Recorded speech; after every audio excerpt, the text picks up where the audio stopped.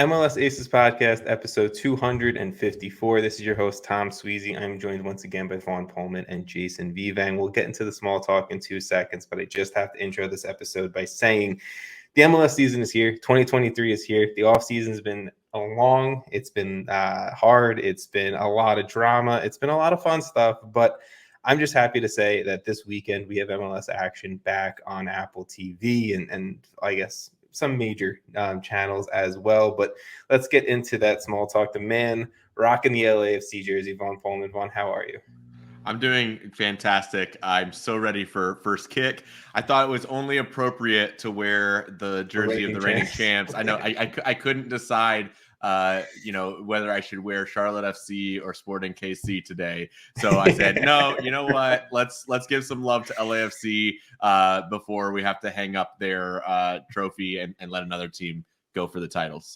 You know, I will say, like, NYCFC officially switching over their like social media logo to not have the gold star really hurts. Like now that like LAFC has it, and NYCFC just has the silver star. But like, I don't like it. I really don't like.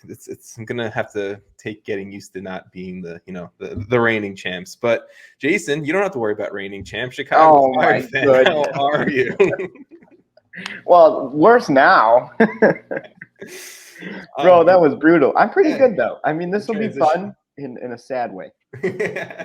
Well, I'm just happy. Like I've been playing a lot of solitaire on my phone. I haven't played solitaire since like I had like a desktop computer and I was like 7 in my like childhood home basement. So it's been getting really boring, and I'm just excited for the season to come around at this point.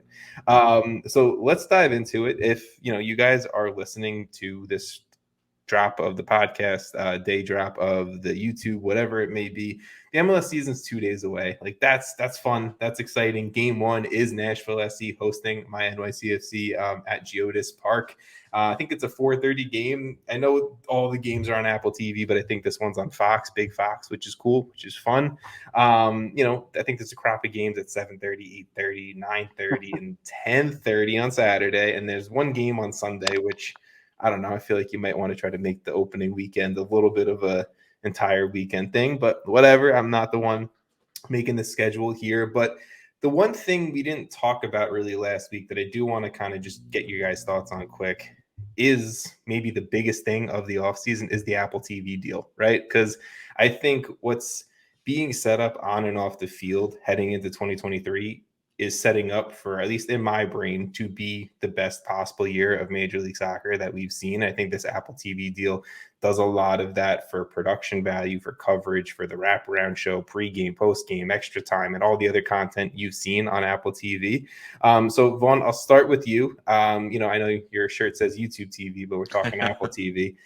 What were your thoughts on the Apple TV deal? How are you feeling about it so far? The content you've been able to check out, all that stuff. I mean, the content was like the initial launch stuff was very solid. I think that the league is taking the right steps and trying to improve its overall presentation, right? I think the hot word that I saw somebody use that I think is very apropos is this is a watershed moment for the league, right? Like this is where the league has a real opportunity to change how it interacts with fans, how it is presenting itself, and it has better control of that. Just having set schedules is a huge thing. Weekend games only. That's fantastic. Weekend games. No, getting more games in prime time. I think just that is a next step in the maturity of the league. And so the Apple TV package, the Apple TV deal, the way the content's being presented, the way that they have they're going to have the whip around show, all of these things for us guys that are absolute nerds about this league, it is a breath of fresh air, and it's something that is going to make it easier to go to one place at a designated time and know that you're going to hit on the MLS content that you want to have access to, and you can enjoy as much of it or as little of it as you want. Mm-hmm. But the league is also investing in making there be content that is more consistent league-wide. So I think that is a really huge thing, and I'm excited to see what this partnership with Apple grows into, because it also has started very, very quickly. Like to be where they are already, and the people they've been able to bring on, I think there was this risk of losing a lot of broadcasters and other people that have been in and around the sport for so long and in and around the league for so long, that losing that local coverage was a risk. But I think it's ultimately going to pay off for the league long term. And I will say a lot of those guys and girls and content creators that were inside the clubs have been brought into Apple, at least on a part-time, full-time deal. I've had some conversations with some of them, and they were happy to be part of Apple and be part of this new kind of journey into Major League Soccer. The one thing that I want to say, Jason, before I get your thoughts, is I don't know. To me, it makes it feel more like a major league in the United States, right? How many times, or at least this is me, right? I turn on the NFL Network and I watch Good Morning Football because it's just a fun show to wake up to for me. You have MLB TV, NBA TV, NHL has their stuff, right? This just makes it feel like MLS is a real professional league in the United States, and people care about it, and there's production and there is history because you have guys like Bradley Wright Phillips, Sasha Question, Diego Valeri part of this, and they played in this league and they can talk about it just the same way you see Thierry Henry and Micah Richards talking about Champions League and everything like that, right? So it just brings some more legitimacy to the league for me. But Jason, what's your thoughts so far? Yeah, I think just having everything in one place that's very easily it's very easy to navigate is something that I think is a huge plus. Just scrolling through, there's so many different options for people. Yeah. Vaughn was saying, you can dive in as deep as you want. There's a team page with inside the club, all this stuff that's super interesting. There's old games, there's old playoff games you could go through. I just think that having this catalog is such a massive step because I'll go on, like you were saying, NBA TV or NBA League Pass or whatever. Yeah. You could just go throw on a 1990 game or something, or a mid 2000s game, which is really kind of fun. So I think where they're going is a huge step, and it's going to be interesting to see how it builds over the years. Obviously it's super new. Mm-hmm. So I think what they've done already is really impressive, but where they go from here could be even more impressive. There's really no stopping where they can take this, and just it's so easy. I love how easy it is. Yeah, it makes it easy to watch MLS content, right? Because there was a point where you're going through different subscriptions, and it was a pain in the ass to try to find different content and everything like that coming directly from the league itself, not from individual creators or whatever it may be. So it is nice that it all is packaged right in front of you. Right, we just got to get on there. Yeah, exactly. That's next, right? Yeah, wrap around. I'll do the Good Morning Football version. The MLSAces. Yeah. Takes a week. Yeah, exactly. Right. But no, it's exciting. It's good. We'll take the steps into the future with it, and hopefully Apple and MLS continue to pump out some good stuff, because what's been on there already has been great. I've already watched NYCFC's 2021 MLS Cup 3 times. It's been fun. It's been a ton of fun.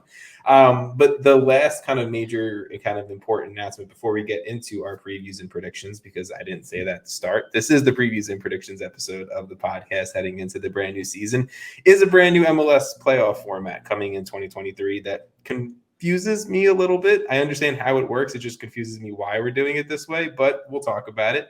9 teams in each conference will make the playoffs. There's going to be what I'm calling a round 1, which is pretty much the 8 seed versus a 9 seed for a single game elimination knockout, see who moves on, a play-in game, if you want to call it that. Then there's going to be a next round, which is going to be a best of 3 series. The 1 seed is going to face that 8-9 game winner, the 2 versus 7, 3 versus 6, 4 versus 5. And then after that round, it's going to be single elimination again for the rest of the playoffs. To me, it's a little bit of a bounce back and forth of why are we doing this, but I don't know. Vaughn, maybe is Major League Soccer just trying to ruin the fun of a 9 seed going on a playoff run?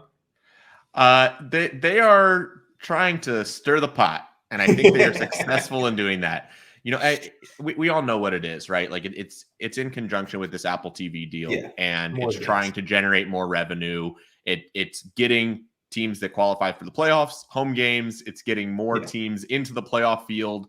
Does it dilute the regular season, it's debatable. I don't think it does. I mean, we already had an unbalanced schedule to begin with. I don't think it does anything to impact the supporter shield and the importance of it. If anything, it probably elevates the importance of the supporter shield. But for the MLS Cup playoffs, I think it's going to be hit or miss on it being what people want. Right. I think there's a lot of people that started to like the stability and like the format of the single elimination. And this flips it on its head in a big way. And probably the part I dislike about it is how clunky it is in terms of like different rules for every single round. Yes. Right. Like you're going to have guys that are hitting the end of the game. And it's like, wait, do we have the overtime period? Do we not have the overtime period? Are we going straight to PKs? Right. Like what's happening here? Wait. Okay. So this game, we are still going back and traveling back to that other place we were just at last week. Okay. Who was it where they thought they won the game at the end of regulation and then they had to go play or they thought they were going straight to PKs at the end of regulation and then someone on the team told them they had to go play a full 30-minute extra time and they looked so pissed off. I feel like it was a Portland Timbers. I think there was something with the MLS's back tournament. Wasn't it Maybe. Timbers and Orlando? I'm thinking Timbers. Okay, yeah. So we're on the same page there. But that's what you're saying. That's kind of what I feel like the vibe of it's going to be is what do we do now if this is a 1-1 game at the end of 90 or whatever it may be? And I think ultimately, I think the league does this on purpose sometimes in that they're they're forcing a debate and they're forcing a narrative and they're forcing people to talk about the change. Right. In what would otherwise not be a conversation.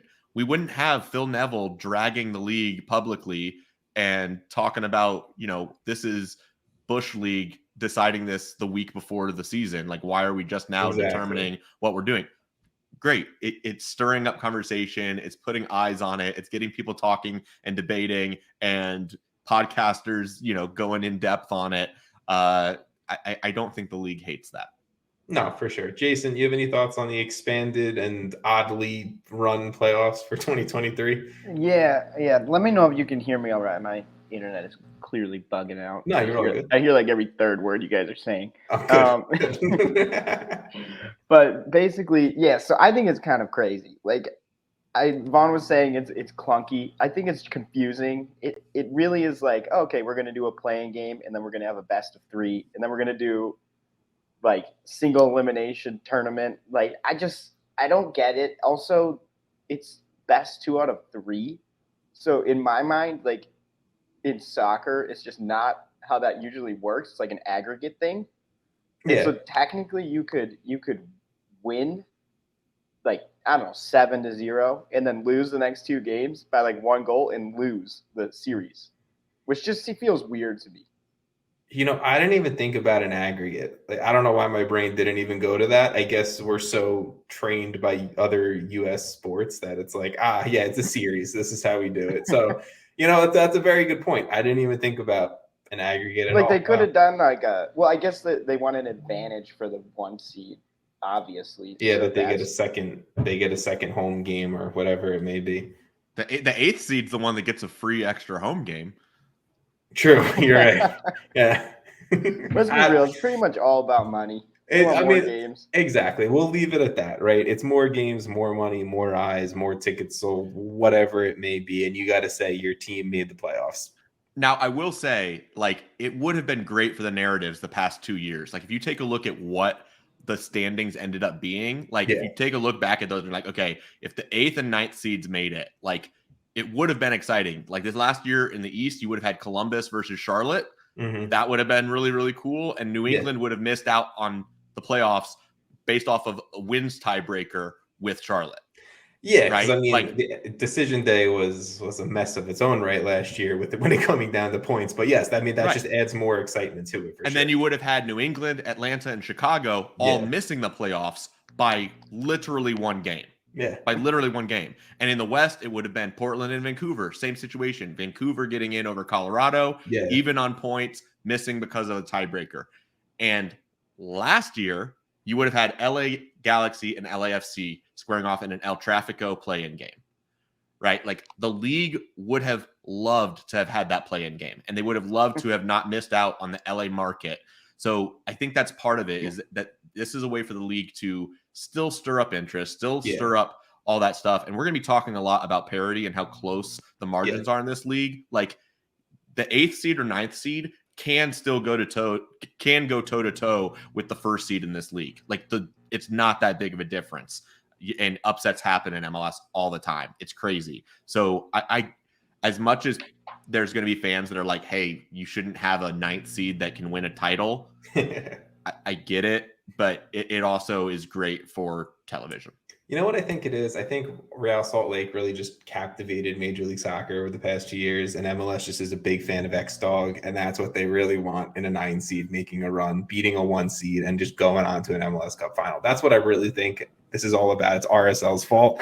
But look, at the end of the day, I do kind of think about the players a little bit, right? Because like with the League's Cup being now this month-long competition, with CCL, Open Cup, Campeones Cup game potentially, now playoffs being even more games, like, I don't know. If I'm Major League Soccer, great, more games, more money, but you also have to think about the people playing the games and the quality of soccer. So I would like to see maybe next year, whatever it may be, we get a little bit more expanded money, we get more roster spots, we get more roster spending, whatever it may be, but let's bring more guys into these rosters if this is how we're going to do it. But this is how we're going to do this episode. We are going to go through every single Major League Soccer team. We are going to give some thoughts about each team. We're going to tell you guys where we think these teams are going to fall at the end of the season. We're going to go through the Eastern Conference first, since we all have fandom of Eastern Conference teams. Vaughn, you're kind of split. I don't really know with you, but we'll go West second, since you got outvoted 3-1. I guess I don't really know there. But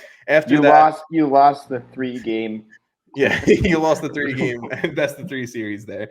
And after that, we'll kind of quickly just run through competition predictions, right? Like all the smaller competitions too, and some award predictions as well. And we'll close things out, and we'll get ready to enjoy the 2023 MLS season. So, guys, let's start Eastern Conference. Let's start alphabetical, and I think I have it as alphabetical as I can on this spreadsheet. But Atlanta United, Gonzalo Pineda, another season as manager. We're looking at a team that is looking to try to get back to the glory days of, only 6 years ago at this point. Just some key players on the out: Josef Martinez, Alan Franco, Marcelino Moreno, guys like that on the out. Nothing's really changed from the season preview there. The only really definitive changes are a center back in Luis Abram from Liga MX, Georgios Giamakis, I probably did not say that correct, but a DP striker coming in from Celtic, and then everything else pretty standard for what kind of went down on the preview there. Jason, I'll toss it to you first for Atlanta United. Any thoughts on the team? If not, it's totally fine, since we have a lot of teams to talk about. I think obviously, like, the loss of Josef is going to be a pretty big hole. This is going to be an Atlanta team that we've really never seen before without Josef. So it'll be interesting to see how their attack kind of is built, because now they brought in Derek Etienne and Giacomakis. There you go. I've been practicing in my head for like 4 minutes with Araujo and Thiago Amada. Oh, there goes Jason. Wow. Giamakis got him. We'll see if we can get Jason back on in a second. But Vaughn, do you want to pick up on any Atlanta United thoughts? I'll say I have them actually fairly low in the East standings. Maybe it's my Charlotte bias. I don't know. It could be part of it. But I think that they have not gotten markedly better than what their 11th place finish was. I think everybody can look at their starting lineup and say that they have certain strengths. And Giacomakis, between him, Derek Etienne, like, those are good pieces that should be able to help their attack. And I think getting Miles Robinson back is massive. But they also leaked a lot of goals last year. And they are having to reinvent themselves a little bit. And I am not confident that they have the depth to compete in all these competitions, because that's another part of this whole thing is, like, there's Leagues Cup, there's MLS, there's Open Cup. These teams are playing a lot more games, and I don't see the depth from Atlanta United. I think that they are relying heavily on Almada taking that next step. as a star in this league. Is he capable of it? Yeah, he should be. Araujo, is he capable of it? Maybe. But I just think that there are some question marks around them once you start going further down. And even Garth Lagerwey, signing of the offseason. Yeah. For me, that is massive that they were able to bring him in. But he's even acknowledged that this year is going to be a building block year, that there's going to need to be some reset on some things. So I think that I maybe have them a little bit lower than other people, but I'm going to stand by it. Okay. Jason, I'll let you get your thoughts back in on Atlanta. If anything else you want to finish up with. Yeah, I think I was basically just to add to that, I think the Achilles tears to Guzan and Miles Robinson. Mm-hmm. I don't know. They're both coming back from pretty brutal injuries. Like you were saying, with how many games are played, that's not going to help. So I think that could hurt them a little bit. Yeah. No, for sure. I agree, right? Like the name of the game for Atlanta United in 2022 was injuries. You had guys, Miles Robinson, Guzan, Brooks Lennon. You had center backs go down. You had strikers go down. You had wingers go down. A lot of these guys, yes, were able to come back towards the second half or towards the end of the second half of last year. Miles Robinson, Guzan coming back now. There's a lot of question marks. I think if, knock on wood, Gonzalo Pineda can have a healthy squad this year, I think there's just going to be a natural improvement upon this team. I think, naturally there is talent there that was missed. So I do have them a little bit higher than last year, obviously, because I think these guys healthy will just make an impact. The big question mark, though, is do these healthy guys come back to the level they were once before, or are they going to take maybe a year to adjust? And then, you see that second year kind of go back to normal. My big thing is a guy we haven't talked about, Andrew Gutman. I think he, at the end of last year, was playing center back at a high level because he had to. He was playing left back at a high level because he had to, right? Like he was doing it all for Atlanta United. He was scoring goals like at one point towards the end of last year. So you give me him with kind of a healthy rest of that back line coming back. I think Atlanta United could be much better. I do lean on the side of caution with them, though. And Vaughn, since, we started things out with you, or I guess technically we started with Jason, but you took over. So Vaughn, since you took over for it, what is your Atlanta United prediction for this year? I have them all the way down in 13th. And wow. it's probably really, really low. Wow. I'm going to stand by it. Okay. I'm going to have some contrarian picks here, okay? That's fine. I've mixed some things up. I've got some hard and fast rules for myself in my picks. So Atlanta is all the way down at 13. I just kept bumping them down and down the list. Like when I put them head to head against other teams in the East, which I think is actually absolutely stacked, they just kept moving down, and they landed at 13th for me. Don't disagree with you. My only thing with that is, as few of contrarian picks, if you can defend it, that's all I care about. Just defend your picks, and that's all I need. Jason, what is your pick for Atlanta United in 2020? I have them in 8th, so pretty different than Vaughn. I think the attack's going to be interesting. I think if they can all click together quickly, it's going to be a good attack. That's going to put up numbers, I think. Like you said, I mean, Miles Robinson coming off an Achilles and Guzan is the big question mark for me. But those guys are so talented that I kind of, and Miles Robinson is young enough that it could be a good return. To me, the attack depends on Araujo, because I think Giamakis is going to be good. I think we know what we get with Derek Etienne. I think Thiago Amada will take that step. Does Araujo finish the chances that he gets in the positions for? And if he does, Atlanta United's really good. I have them in 8th place as well. So Jason, we both have them in that playing game there. Vaughn, let's go to your second or first loves. Don't really know where we're going to classify them, but Charlotte FC. We'll start with you because Jason did technically start last time, and Charlotte's your team. So go ahead, bud. I've got the homer bias this way for them, and I've got them in 7th. I've got them making an improvement upon their finish from last season. I'm really, really excited about their additions. I mean, you look at it, and even if you look back to the end of summer, because we saw Nuno Santos, we saw Adilson Malanda, we saw Nathan Byrne come in and immediately be put in as starters. And in very limited minutes, they showed very well. I think if you consider them new signings, them along with Ashley Westwood and Enzo Capetti and now even Bill Tuiloma, this team is night and day from where they were a year ago. And a year ago, they were a 42-point team in spite of all of the adversity they had to face as an expansion club. So I think they have very solid foundations. I think that the attack is going to put up more goals. I think the defense should be more defensively sound under Latanzio, as they settle in and as they get healthy, because I think once Guzman Corujo is added into the mix and Bill Tuiloma gets his bearings with the club, I think the ceiling for this team is much higher than it was last year. And I just don't see them dropping back and falling backwards. I see so much progress from how they performed at the end of the season that they're trending up, not down.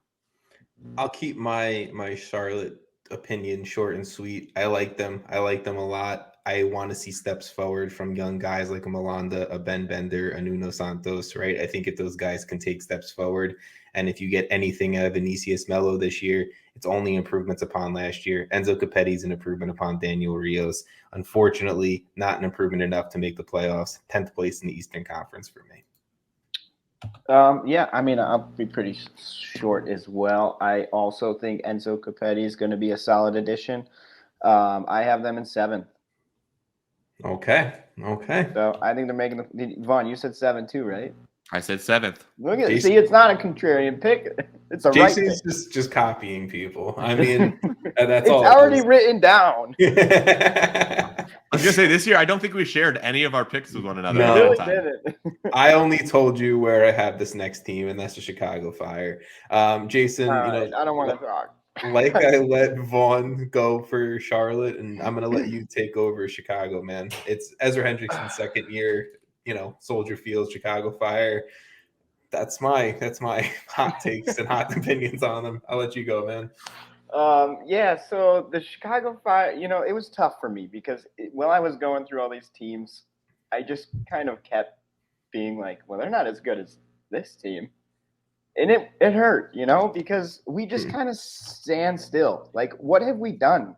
We made a lot of money, but we also lost 2 of our most important players, and we didn't really replace them. Also, we can't score, and we still don't have a DP striker. That has been rumored that they're trying to get one. I don't know how hard it is because everyone else seems to get DPs pretty quickly. Yeah. We don't have a jersey sponsor. I mean, that right there tells you there's a big issue. I don't know what's going on in the club. But it's brutal. People are buying the Chicago Fire jersey and it's just blank on the front. It's weird. That might be the best part of the Chicago Fire off season is that kit. I have to say, I really like that one. The kit's nice, but it's weird without anything. It's a white chest. Well, no, the problem is they have that little center logo. So now it looks like the NYCFC championship banner just sitting up there on a big old blank field. Okay, I've been shitting on the Fire a little too much. I get it. They've said a lot about like having a second year. Shaqiri in the second year, Ezra in a second year, which is good, I guess. But they're gonna have to show something quickly because if they start out or just don't look good, like at times, like I said last week, at times they actually have put together, small 3-2 game stretches where, they look decent, competitive. Mm-hmm. But if they can't do that with any consistency, and like if Casper is just putting up zeros again, then they're going to be at the bottom of the league, somewhere at the bottom. I mean, I personally have them in 13th, but that was just because I couldn't put them in 15th. Got it. That's fair. That's fine. I very comfortably put them in 15th place in the Eastern Conference. I'm excited to see Chris Brady. I think, True. That is a bright spot. Everyone talked him up. Maybe he's your next $20 million goalkeeper going to the Premier League. That would be fun. Wyatt Omsberg, he's back after missing a majority of last season, injured. He was really good at the, when he was playing at the beginning of last season. Chihos? She-Hus, yeah, he's good. Brian Gutierrez, I think, is a future star 10 in Major League Soccer. I just think it's not his time right now. But there are some young positives about Chicago, but I just don't think it's 2023. But there's talent on the roster. It's just homegrown talent, which isn't ready to play yet. Yeah. I have them at 15th, like I said. Vaughn, your Chicago Fire opinion. I have them at 15th as well. Oh, and come on, guys. You could have put them in 14th. Can't. I just think they have taken a step backwards compared to the other teams in the East. Fair and enough. they were starting at a low spot to begin with. They, like you said, they have not replaced Slonina. Chris Brady could be that guy. Yeah. Would be great. They need him to be an absolute monster. Mm-hmm. John Duran, huge loss for them. They haven't replaced him. So it's just question marks all around the field for me, right? Like, you're just needing guys to step up. You're needing Shaqiri to be best 11 level. And if he's best 11 level, that's maybe getting this team into the playoffs. You know what I mean? Like, that's a scare here, is like there's just so much that is offline from what the rest of the league is doing. And so Chicago is going to need to really just surprise us all. So that's probably going to end up winning the Supporters Shield. I mean, Slonina and Duran probably contributed to, like, I don't know, half the Fire points that we had last year. Like, there were so many games where either it was one of them having to do something incredible, either a save or a goal or whatever, and we'd lost both of those. So who's going to step up, right? Well, we will see. We will see. I'm going to keep things moving forward. FC Cincinnati, year 2 under Pat Noonan. And, I think a team that does have a lot of hype around them heading into 2023. I am one of them, one of those thems that believes the hypes. That maybe I'm drinking the Kool-Aid. I don't know what it may be, but I'm excited for Cincinnati. It all obviously depends on if Brenner stays for a full season. Are you going to get the same Brandon Vasquez that we got last year, which, last year was the breakout. Now are you going to be consistent? Are you going to consistently be that guy, or is that a one-year anomaly in your career? We know Lucho. We know what an Obi can do at that D mid. I think you get a full season of him. That's going to be big. Matt Miazga, again, another guy we know, another guy who I think can be a defensive kind of lockdown presence. It's just, does it all kind of click at the right time? Is 2023 where the youth clicks, where these guys stay consistent, where the top end talent stays there? Could be. If it is, it's a big year for Cincinnati in 2023. I have them in the highest, I think, prediction that I've ever put them in, second place in the Eastern Conference. Who, I don't know who went last, but Vaughn, Sure. I don't know. Vaughn, you go ahead. Sure. Yeah, I have them finishing 4th. It's also probably the highest I've ever put them. Yeah. I like this squad, but I think last year was a little bit of fool's gold in that I don't know that their scoring rate is sustainable. Yeah. I mean, they were scoring a ton of goals.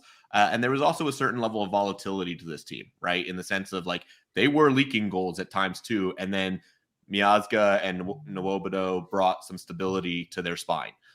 So I think they're kind of settle where, like, they're not going to score as much, but they're not going to concede as much. Yeah. They're going to be a good team. I don't know that they're going to be a great team. I think they have a very high ceiling, though. Like, if everything clicks, if all of it happens right, they can be a scary good team in this league. But I'm not putting my betting money on that quite yet, especially with the question marks about, like, does Brenner move on? Yeah. If Vasquez starts really going off, right? Remember, he had some really big offers coming in for him. So if he keeps getting better and better and keeps getting bigger and bigger offers, and they're not releasing him, does that start to create other challenges in the locker room, or are they all going for it? We don't know. That stuff is going to have to play out over time. So FC Cincinnati, I think they're still going to be a really, really good team, but I'm not putting them higher than 4th. All right, Jason, are you putting them 2nd or 4th? I swear I'm not doing this on purpose. I also am drinking the Kool-Aid. I'm putting them in 2nd, right? Let me get that out there. I think the defense is going to be much improved this year and more consistent with Obi and Miazga and Mascara and Hagelin. Like, I think their back line's actually pretty solid. My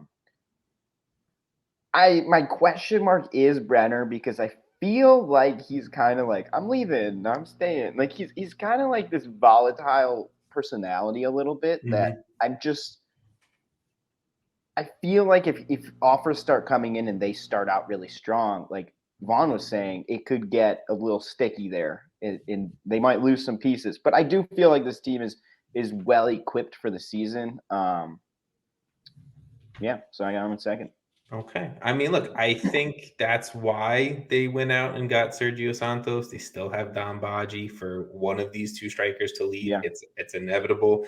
Santiago Arias was a guy who wasn't on the additions when I went through the previews.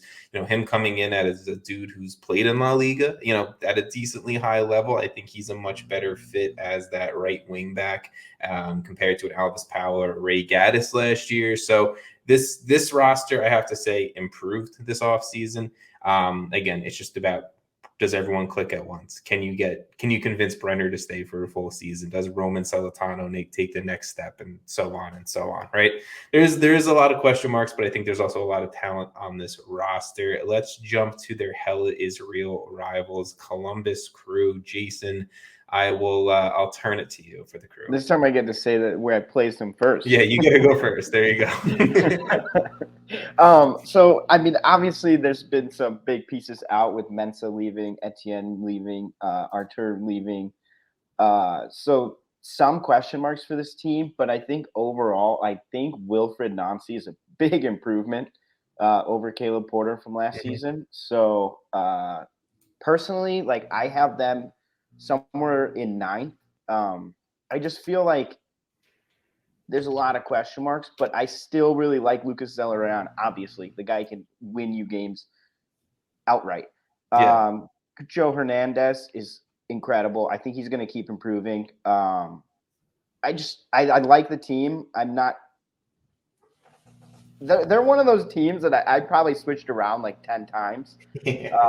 But I think if they all click and Nancy, whatever, and he can get them, running a great system, then sometimes I just like think of words before I'm saying certain words, and it just throws me off. But yeah, I think if he can get them running a good, solid strategy, then yeah, they'll be solid.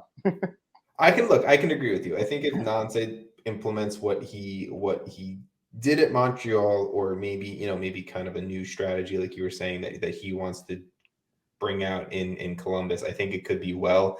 To me, it's really just about where the pieces fit. Do you play that 3-4-2-1? Are you going to play a more traditional 4-3-3? Are you going to play with two kind of deeper midfielders in a Nagbe and a Morris?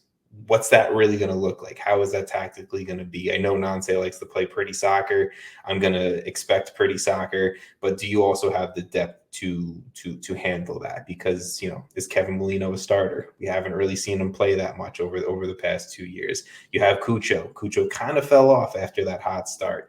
I like him. I think he can be a top level 9, but can he do that for a full season? There's a lot of question marks here to me. And then obviously getting rid of Mensah, and now you're relying on Milos Degenek, Josh Williams, and two homegrown guys, or two Crew 2 guys.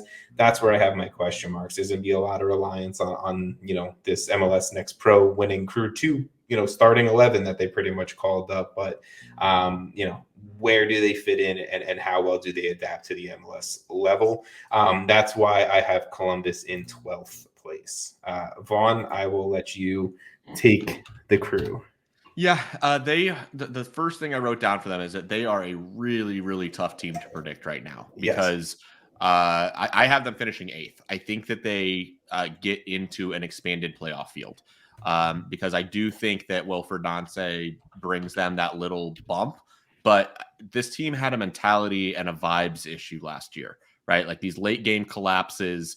Is that the system? Is that the locker room? Or is that just the players? Yeah. And we're going to find out really, really fast what that is. And I like Wilfried Nancy, but I don't know that he's going to just overnight implement and have success, copy paste what he did in Montreal and make that happen in Columbus. I agree. So I think there's going to be a little bit of that transition. And so I think this team's good. Like on paper, there's a lot to still really like about this team. They have game winners in Zelarayan and Cucho Hernandez. They have a lot of guys that are familiar with this team, and there is a certain level of stability there, but they have a culture issue that's got to improve. And that's what they're trying to bring in Wilfred Nance to make happen. So I like this team. I think that they're a playoff team, but that is like, I can't say, hey, they're going to be a top finisher, but I do think they're better than getting bounced out of the playoffs. I think that's very fair. Let's go to DC. DC United, our nation's capital. Shout out Uncle Daddy Sam Nelson for your boys and Wayne Rooney leading this one. Unfortunately for our good friend Sam Nelson, I don't know if DC is going to be any good in 2023, and I'll start things off there. We know the names, we know the additions they've made, especially the Premier League additions they've made to Christian Benteke, second half of last year, Matthias Klick. Okay, thank you. You bring him in from Leeds, right? Victor Paulson, Ravel Morrison. If Ravel Morrison's even going to be playing it on this roster, it's still question marks to see around that. We know the level of player on the field Taxi Fountas is, and obviously the MLS guys they've brought in Juan, Derek Williams, Tyler Miller, etc. I know I just pulled an Andrew Wiebe and listed the guys on the roster. Outside of that, I don't know how much hope I have for this DC United team. Do I think Christian Benteke can go out and score you 12 goals in an MLS season? Yes, I do. But do I think that there's the talent around him, especially now that, DC just announced today the season-ending injury to winger Martin Rodriguez? Do I think that, these young guys who do have to step up and play a lot of minutes, do I think that they're going to be able to do that and play it at a high level and keep up with where the rest of the Eastern Conference is? No, I don't. I'm very down on DC just because I think the rest of the East is running away with the talent level and kind of keeping that baseline of that talent level pretty high, and DC's not near that at all positions across their starting 11 and their depth. So unfortunately, I do have DC sitting just above the Chicago Fire in 14th place. Vaughn, I will turn things to you for DC. I also have them 14th and just ahead of Chicago. I'm on my own. There you go. You look at it and you're like, yeah, okay, Benteke and Klick, and if Fontas is back, you look at the squad and you're like, that doesn't sound like a team that's wooden spoon and basement, but they have to improve so mightily from their 71 goals against that they allowed. I mean, the leak was really bad. Yeah. Their last win was July 31st. So if they don't win week 1, it will have been 7 months since their last win. That's great. So this is an organization that is starting from a really, really deep hole. And I think that they can progress. And once again, I told you, I've got some hard and fast rules. Yeah. As hard as it is to win in this league, or to repeat win, which we'll talk about later on, it's also really hard to just continually suck. And so I think DC is going to have some improvement. Chicago Fire might have something to say about that. Yeah. That's fair, but I think winning wooden spoon, you've got to go out of your way to win it again. And I think that there's enough that's been brought in for DC that the flavor will be different and they will get out of the basement, but not very far. Fair. I will just quickly say about my DC take, there is a world in my brain where I can envision DC getting one of those 8-9 playoff spots. If it all works, right? I think this team has the ability and potential to score a ton. I just think it comes down to, Vaughn, what you said, that leaky defense doesn't look to be that much more improved in 2023. Jason, any DC United not a takes? whole lot to add, but I don't know. I'm way lower on Benteke than you guys seem to be. I just feel like I've seen him miss way too many easy chances that I don't feel confident relying on him. They're pretty much relying on him to go out there and score a lot of goals. Yeah. And I just don't see him scoring a lot of goals, enough to at least do something for this team. Yeah. So I have them in 15th. I just don't. I don't see it. Okay. Well, Sorry, Sam. we will see if Jason has them as back-to-back wooden spoon winners. But let's skip through a few of these Western Conference teams in alphabetical order here, and we will jump to Inter Miami. Phil Neville's squad, not a fan of the new playoff format. A lot of question marks around Inter Miami for me. And Jason, I'll let you start. Vaughn went last time. Jason, I'll let you start with Inter Miami. I don't even know what formation they're going to play, so I'm going to let you take this however you want to take this. Yeah, I mean, this is a confusing team. Obviously, Josef comes in. We know what he can do when, he's in form. He's incredible. Leonardo Campagna comes in. Revamped attack, right? They no longer have Gonzalo Higuain. They no longer have Pozuelo. I am sort of lost on this team. I think defense is still not great.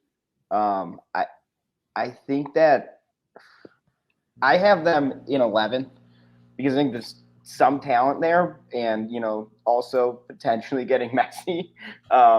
True, that's a big question mark around question mark, right? Because if they do, then they instantly get propelled pretty high. Yes. But yeah, so I don't have a ton to say about Inter Miami, but I think it'll be fun to see Josef in a different jersey. It's also going to be really weird. Yeah. But let's see what he can do on a different team. All right, Vaughn, I saw you shrug at the Messi coming in and changing things take. I do think Messi changes things. Oh, he would change things. Yeah, I think it would unlikely. But it would be like Insigne in Toronto. How far in a hole is the team when he shows up? Right. So like I look at Miami, I also have them finishing 11th like Jason. The problem is like, okay, Josef comes in, but like, does he fill the hole of Higuain? Like Higuain was scoring goals at the end. Like he got to double digits. Like he was really effective down the stretch for them. Yeah. And like they basically need Josef to be like back to being a 20 goal plus 20 to 30 goal scorer. And I don't know that he has that in the tank. And Pozuelo going back to Pizarro, like we see this science experiment. It doesn't lead to good results. So like Miami is a team that I don't think that they have increased their ceiling yet. And I think their floor is much more easy to get to. And so I'm not giving them the benefit of the doubt. They lost Damian Lowe. Like that was also a guy that was like part of their defense that was okay, not great. But like there's just holes here that I'm not confident that they've filled. And if they're banking on that replacement being Messi,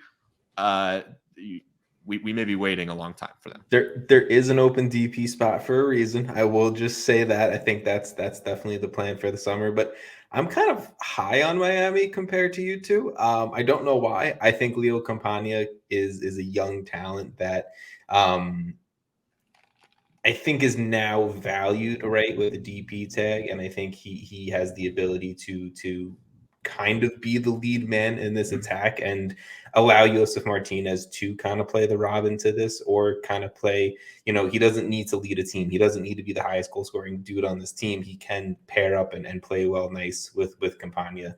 I do think they play two men up top with that. I think leaving a very big Pozuelo or Messi sized hole at the 10. And that's where I think we'll see something come of the summer. But I like a Jean Mata. I like a Gregory. We'll see if Pizarro is forced into that 10, or maybe he's in that kind of central midfield spot with the Jean Mota. I like the additions to the back line. DeAndre Yedlin was great last year. I know Sergei Kiristov, probably not saying that right, bringing him in from Shakhtar Donetsk. Like, European veterans either are home runs or they're big hit and misses in Major League Soccer, especially at the center back position.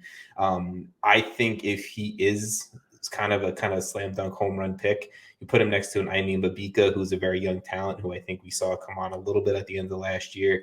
I like Franco Negri, that upgrade at left back. Drake Callender is only improved as the season went on in 2022 as well. I have high hopes for this team and high hopes for some of these guys who we saw take steps forward at the end of last year, continue to take steps forward in 2023. I have Inter Miami in 6th place. I don't know why I'm as high. Now you guys are making me question how high I have them, but I like Inter Miami a lot. And especially, look, If Josef is the Josef of old, they could be sixth. They're kind of like Columbus, where it's like it could go really well for them, or it could be a train wreck really, really fast. Yeah, and I can agree with that, right? And if they do end up bringing in a DP10, whether it's Messi, Pazuello, whoever the hell it's going to be, right, come the summertime, that's why that DP spot is open. It could change things. Like you said, Vaughn, with like the kind of the TFC comparison, I don't know if they're going to be in as bad of a hole as Toronto was when the Italians came in. I think they'll be decent enough of a spot for still being in playoff contention. But let's move forward. Let's go to Club de Foot Montreal, where Hernan Losada is taking over in 2023, and we'll see what Hernan Losada 2.0 in Major League Soccer looks like. Vaughn, I'll start off with you. I think you went second last time. Of CF Montreal, what's your takes?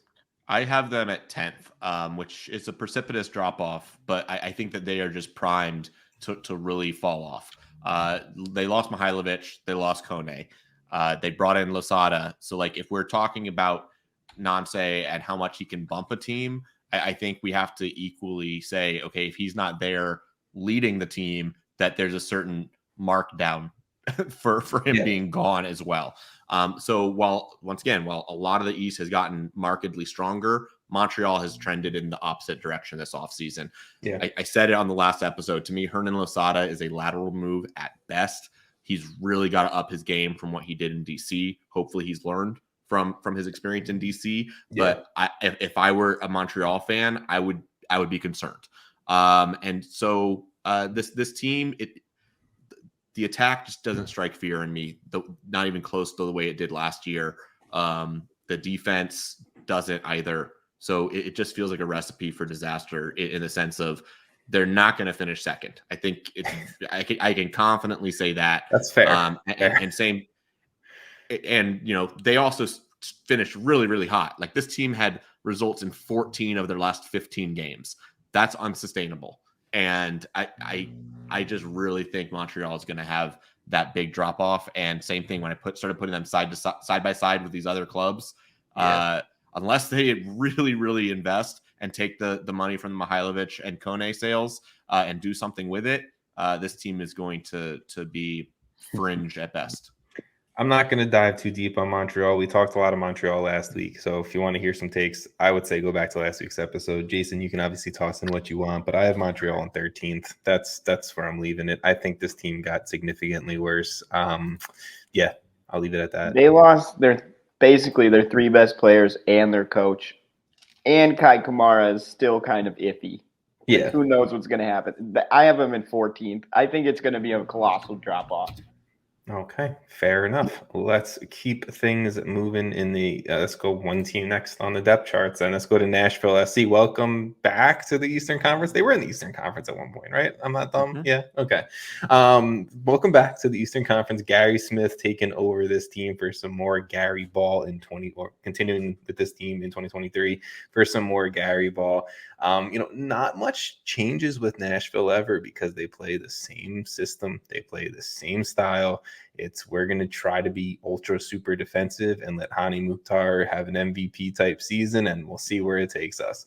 That's really what I expect more of for Nashville in 2023. Yes, you bring in Schaffelberg on a full-time deal. Yes, you have Fafa P. Cole, who I do feel like he fits the system well, to be honest. If he's played maybe in that left midfield spot, I just get concerned about the age of Dax McCarty. I think it showed last year. I think it showed Annabelle Godoy when he's not involved in this team, what that means to the central midfield. Sean Davis did not look like the Sean Davis from the New York Red Bulls days. So kind of to me, this team's going to be good to okay defensively. Can you repeat Hani, and who can help him out? Is it CJ? Is it Randall Leal? We'll see. But I have Nashville in 7th place. I have them kind of being that team that just makes that kind of first round bye, or however we want to call it. But Vaughn, I'll turn to you for Nashville. Yeah, I have them in 6th. Okay. So pretty much the same. In 2021, they finished 3rd in the conference before they went back over to the West, where they dropped off. They went from 54 points in 2021 to 50 points in 2022. That was with Hani playing at an MVP level. So they've made 3 straight postseasons. I think they'll make it a 4th, but they're trending in the wrong direction. They're not showing year-on-year improvement anymore. And so I think that trend is potentially possible, and I could see them slipping below 50 points and being closer to a fringe team. So I've got them at 6th. Okay, Jason. Yeah, I have them in 5th. We're just going one up the ladder here. So I think Hani really is tough to bet against in this league at this point. And he's going to propel them. I think that the starting 11 is going to compete with anyone out there.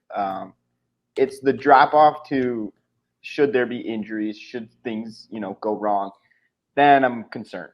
Then I'll have a lot of concerns. Okay. No, I mean, look, fair enough. Hani's hard to bet against. Reigning Defensive Player of the Year, Walker Zimmerman. I almost said Lawrence Wick because I'm looking at the depth chart. Walker Zimmerman is hard to bet against. This team does have a lot of talent, right? At the end of the day, you can't deny that. We'll just see if they can kind of keep that base level of Nashville that we've known and see if they can, Gary Ball their way into a conference final somewhere. Let's jump into New England. Bruce Arena's led squad. You know the names, the former MVPs, the former homegrown standouts at each position that they have. Jason, I'll let you lead things off with New England. Yeah, I mean, I don't really know why I feel this way, but I don't love this team at all. Okay, fair. A lot of people are not liking New England. I just don't know what I'm gonna see from them, right? Like they added Dave Romney, right? It's a decent addition. Obviously you have Matt Polster, Latif Blessing comes in, who's solid. Gustavo Bo is still there. Carlos Hill. There's a lot of names that we all recognize and are like, oh, wow, solid players. But I just don't see this team fitting that well again. I just feel like they're going to struggle again like last season. I think injuries could really derail any type of solid performances out of this team. I have them in 12th in the East, so I'm not very high on them. I'm a little concerned with this team from a standpoint of I just really am unaware of what's about to happen. I mean, look, I think it's fair. To me, I like this team a little bit. I do like, again, you bring in Brandon Bye and DeJuan Jones, who, they are arguably the best fullbacks at their position in the league, if you want to argue it. I think you could probably name a few guys, but whatever.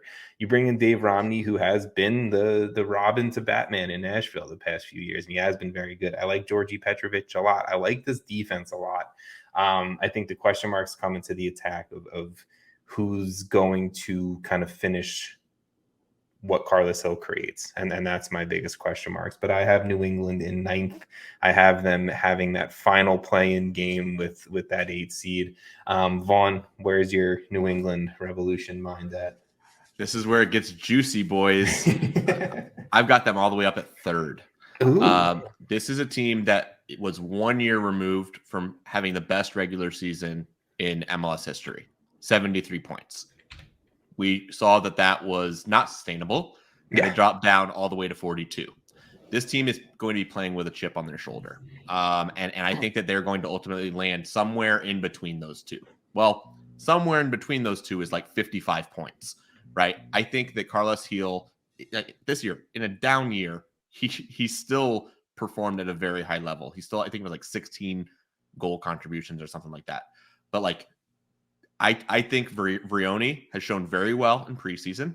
They have a game-winning keeper in Petrovic, guy who could be goalkeeper of the year. We'll talk about that later.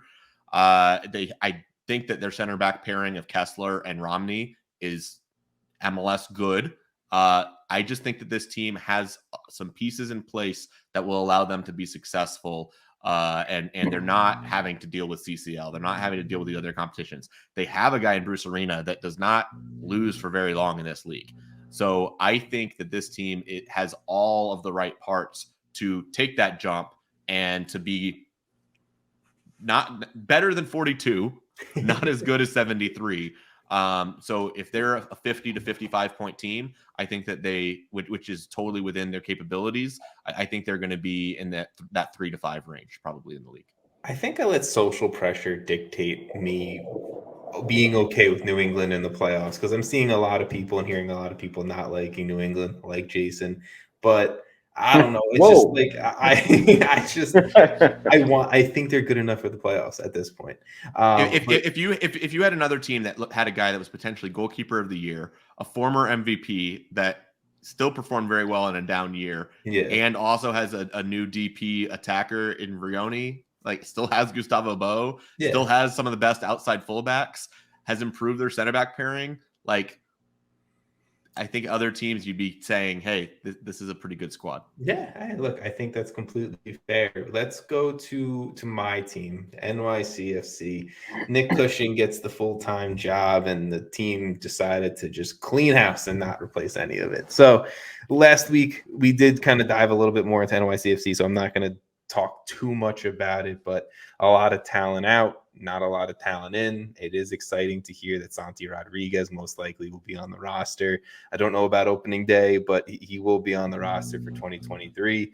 I'm just going to keep it super simple. This team is not a playoff team, even when you add Santi to me. I have them in 11th place.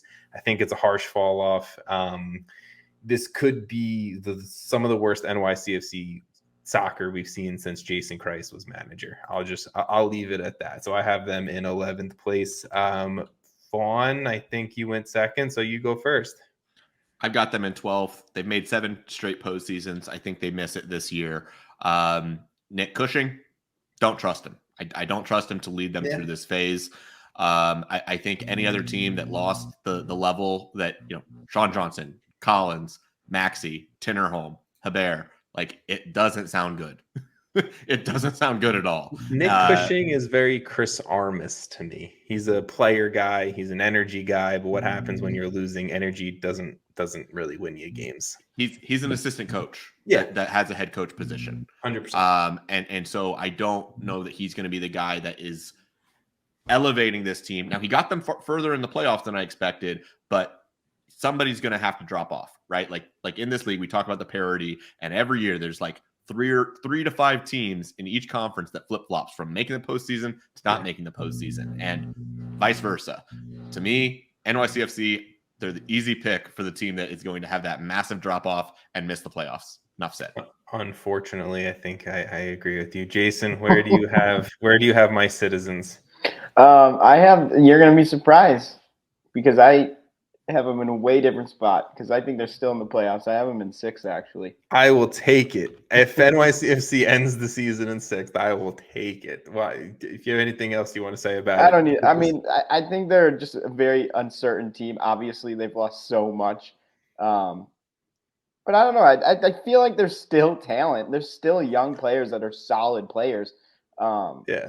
There is. I'm not going to deny it. There's just also a lot of question marks too. But the whole team is a question mark. Thanks, man. Thanks. Now I know how you feel. I put them in 6th. You're welcome. In my head, I'm envisioning a pigeon body with Jason's head on it, and it's got me absolutely dying. So. Jason, you've been a lot of different. No, Sam. Who was the animals earlier? Sam was a duck, I think. Sam was a duck. That's what it was. But that was like a 30-minute conversation about ducks. We're not going down that. We've already been recording an hour. We're not going down that.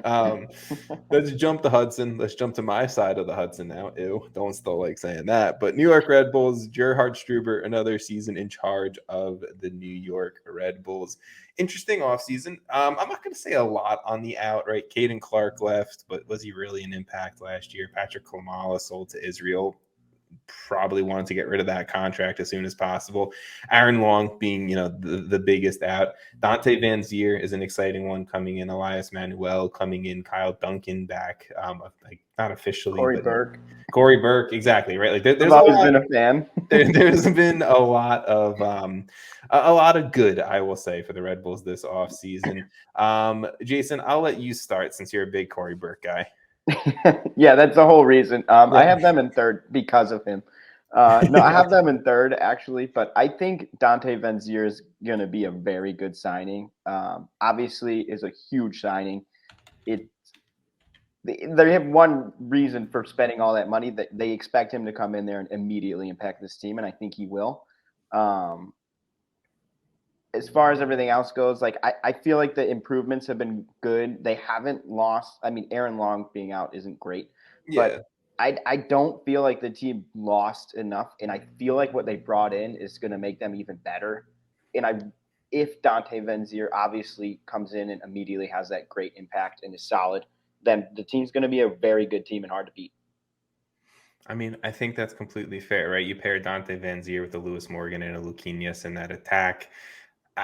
To me, that's really good, right? Like, I think that's a very good attack, and I like Sean Nialis, their brand new captain named. We'll see him traded or cut in a few years because that's what the Red Bulls do. But I really like him, Long Island player in his own right, so I love that too. But I like a lot of pieces on this Red Bull squad. I think there is a lot of high quality MLS starters, and then I don't hate the guys behind them. But Vaughn, sorry, I have the Red Bulls in fourth. Vaughn, where do you have the Red Bulls? I told you I was going to be contrarian, and here's where I go rogue. Okay, like 15th or something. I have New York Red Bulls finishing first in the conference. Oh wow! Ooh, don't like that, but okay. So one of my rules in predictions is that I don't have a team repeat as number one.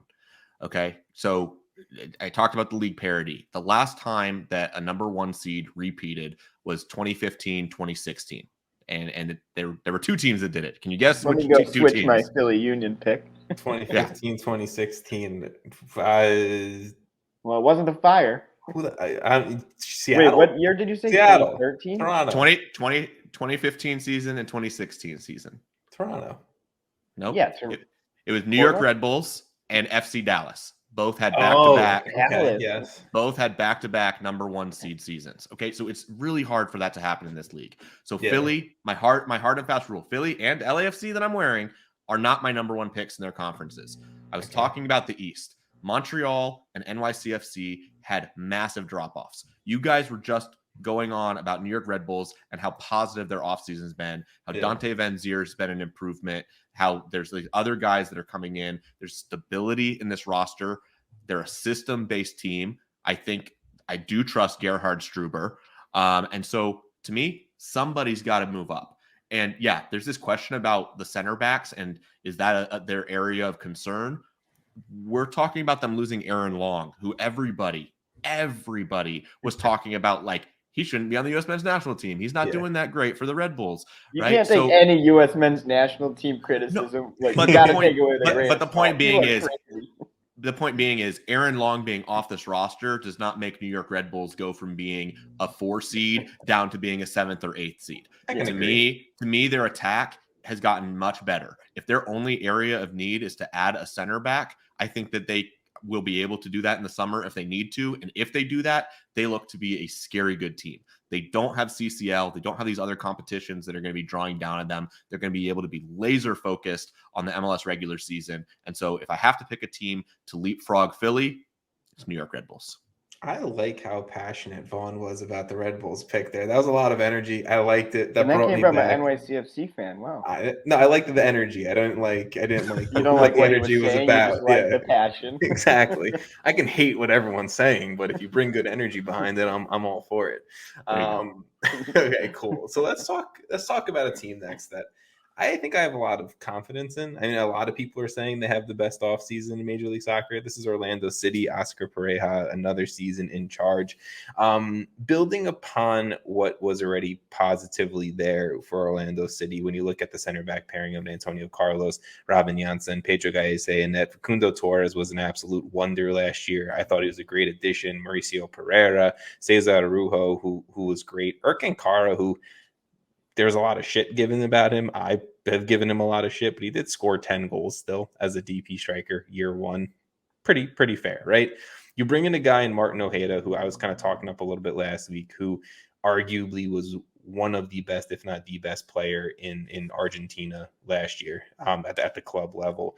And you bring him in to play with a Cara, a Facundo Torres, a Pereira, and that attack is scary good. Obviously, there's a grace period. Obviously, there's a question mark if Ojeda's game translates to Major League Soccer, but if it does, and this grace period kind of is a little bit quicker rather than anything else, I think Orlando City could be dangerous in multiple competitions. I don't know. I really like this team. I have Orlando City in 5th because I do think it's going to take a little bit of a transition period for all of the things to click. But I think this team could be scary come the playoffs, especially if Ojeda is what he showed to be last year. Sorry. I don't know who. Vaughn, sure. Yeah, pretty much a rinse and repeat of everything you just said. They made 3 straight playoffs. I think they are going to easily be able to make it 4 in a row. They're not going to squeak in. This is not a fringe team. They have improved. They were already a pretty good team. In fact, at the end of the season, they had a little bit of a drop off. So I like this squad. I maybe could have even gone higher than 5th, but I have them also in 5th place. There's a lot to like about this roster, and it's really a matter of does it all come together quickly or not. Okay, Jason, do you don't have them in 5th, but where do you have I have them in 4th. Okay, there we go. There we go. A little bit above. I've been saying things you guys said, really. Okay. I mean, look, I go too much in detail. It's the same reasons. I think Orlando's going to be really good. Another team that's going to be really good is the Philadelphia Union. And Jason, since you didn't have much to say about Orlando, I'll let you tackle Philly. I mean, they returned every starter from last year that tied for most points in 2022 and lost MLS Cup in like at the very end. So personally, I have them in 1st again. Sorry, Vaughn, I'm breaking your rule. It's your rule. But I think they're going to be even more hungry this year. I think the way they lost last year was pretty devastating. If I was on the pitch, I guess. Yeah. But I think they're going to come back hungry. I think they're going to be right out of the gates ready. These guys know what they're doing at this point. Like it's the same names, right? And I don't know. I think there's a lot of experience in this team. I think that the extra competitions, right, with CC, I don't think it's going to hurt them as much. I think they can have maybe some rotations. They have a little bit more depth. So, 1st seed. I mean, I will just throw this in, Vaughn, before you go, since you don't have them in 1st. I have them in 1st as well. Pretty much, it's weird to see a team finish where they did and only improve. I know maybe we kind of had that with the Columbus a few years ago, but this is a little bit of a different story. If you ask me, Andres Pereira is an upgrade at the midfield bench spot. Damian Lowe is an upgrade from Brandon Craig as the 3rd center back on this roster. Joaquin Torres is maybe not an upgrade from Corey Burke, question mark there, but I do think he has the potential to be just as good as a Corey Burke. And guess what? He also provides a little bit of depth as kind of that second striker, Daniel Gazdag backup as well. There's a lot of homegrowns that I think have a lot of excitement around them still, and a Jack McGlynn, Quinn Sullivan, guys like that. I really think the starter quality at all 11 positions is unmatched in Major League Soccer. Yes, there's additional competitions now. Yes, there's CCL. Yes, there's Leagues Cup, Open Cup, all of that stuff. But I think that's the reason why you saw Philly go out and have the offseason that they had, because they know where they're going to prioritize things. And I do think that at the end of the day, we could see Philly raise their first club trophy in 2023. It just really depends on which competition it is, but I have them 1st in the Eastern Conference. They technically got a supporter shield in 2020, but sorry, forgot about that. Apologies, Philly fans. I got your back, Philly, but I've also got you in 2nd, not 1st. Like I told you, I had to make that a rule, but this isn't going to be like Seattle where they have a deep run and one piece is gone and they fall out of the playoffs. No, this team is still really, really good. But I do think that they are going to have a ton of competitions. A lot of really teams are going to be bringing their best level against them too, right? Like when you're the top dog, teams try to step up and play to that level. And so I think that's going to be a challenge for Philly. Kai Wagner, his numbers were off the charts. And if he's repeating that, he's going to move on. Like it's shocking he's not already gone from the team. There's offers, potentially coming in for Jose Martinez. I just don't know that they're going to be able to keep the whole gang together through the whole season, because if they're playing to that number 1 seed level, there's going to be people clamoring for those players more and more and more. And I think Ernst Tanner is in a really tough spot where, do you hold on to them and go for the title? Do you release them and use that as a way to build for the future? But this is a model MLS franchise now. 5 straight postseasons. They will make it 6. They could very easily end up being supporter shield. They could be going for trebles. This is a really good squad. But like I said, I'm setting a rule, and that rule has me putting them in second. All right, well, let's talk about the last team in the Eastern Conference, and then we'll quickly run through where we have everyone in the East. Toronto FC, Bob Bradley left Toronto FC in upgrades at the goalkeeper position, upgrades at center back, upgrades at fullback. Potentially, we'll see. I'm a little curious at the left back spot. You had brought in some midfield depth now with that Brandon Servania trade. You have a full season of Bernadeschi and Insigne. Toronto FC, I think this is primed for a win now. I do think we'll see a major upgrade, especially, or a major improvement, especially if you have a healthy Mark Anthony Kaye and Jonathan Osorio as well. I have Toronto FC in 3rd place. I have them much higher than where you guys have them because I filled in the empty circles here. You know where I was? Yeah, but Vaughn, I'll let you go with TFC.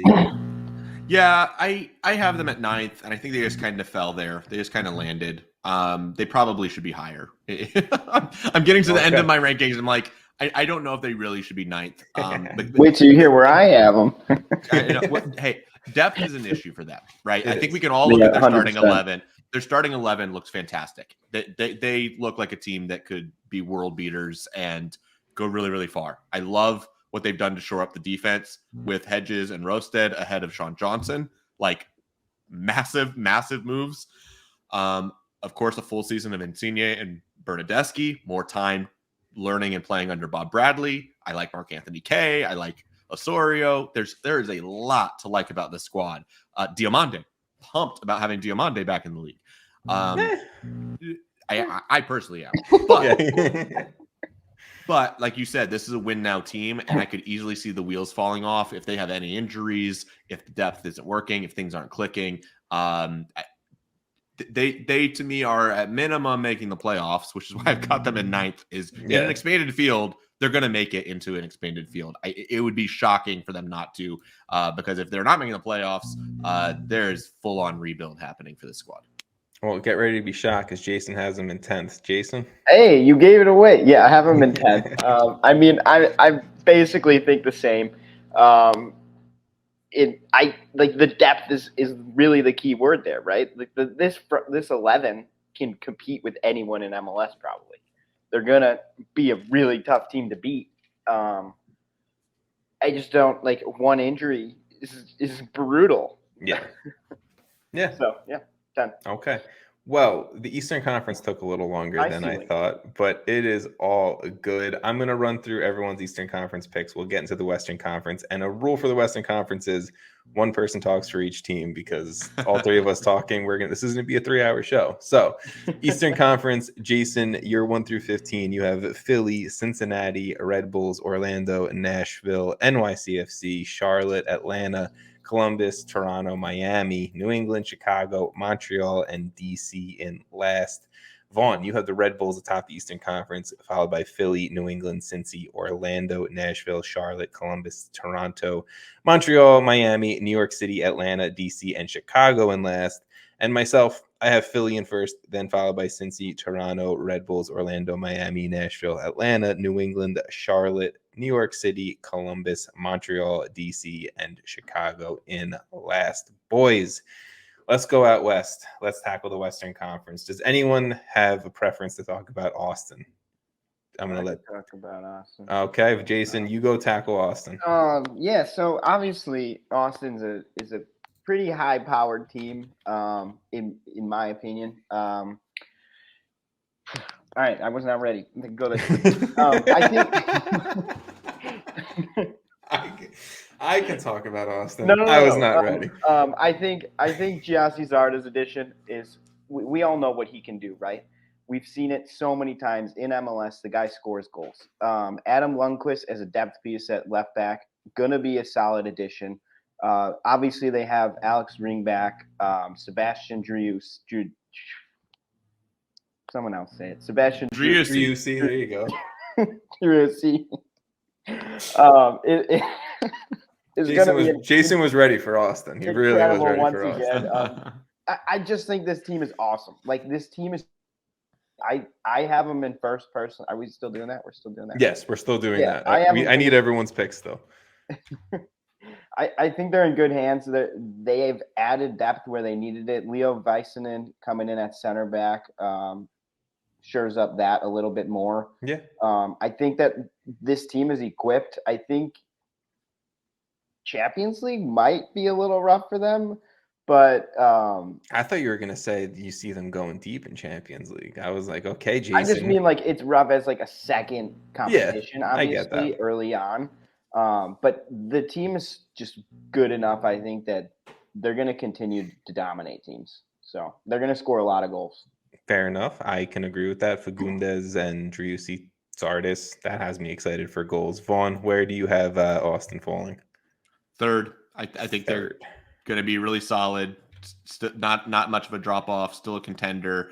Gabrielson being gone is they're going to have to replace him, and hopefully Väisänen can be that guy. But third.